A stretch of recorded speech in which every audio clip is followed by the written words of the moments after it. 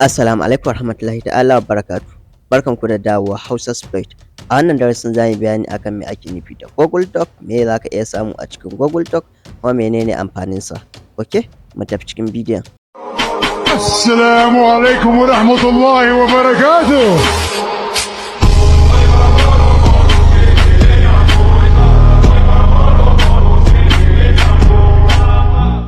Alright, so menene Google Doc? Well, Google Doc wasu suna kiran shi da GHDB, wato Google Hacking Database, wasu kuma kawai suna kiran shi da Google Hacking.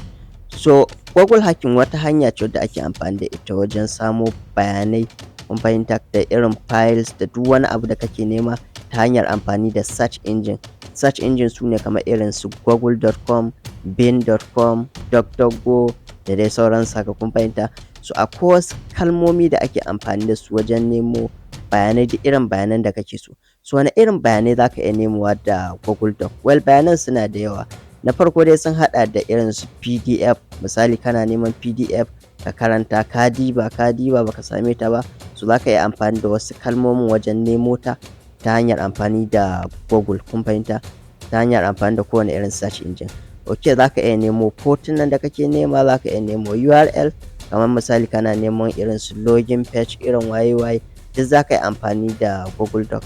Yanzu misali idan wani ya posting online haka, so kana neman wannan posting, kayi searching normal baka same shi ba, so zaka iya amfani da Google Doc wajen gano wannan asalin post ɗin. Zaka iya ba ma Google umarni ka ce ga iya abin da nake so ki bani, kamar daga page na farko zuwa page na 10, ko kuma kamar daga iya wannan information ɗin da nake nema su kaɗai zaki bani. So duk ana amfani da Google Doc wajen ba ma kowane irin search engine, kun fahimta, umarni domin ya bada bayanan da kake nema.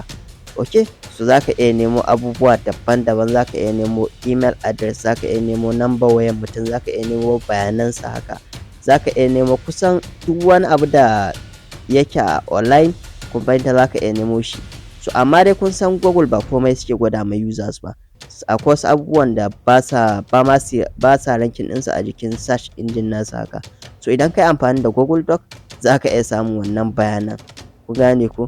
So bayanai ne wanda like ba kowa bane zai iya ganin su, amma akwai kalmomin da zaka yi amfani da su wajen samun su.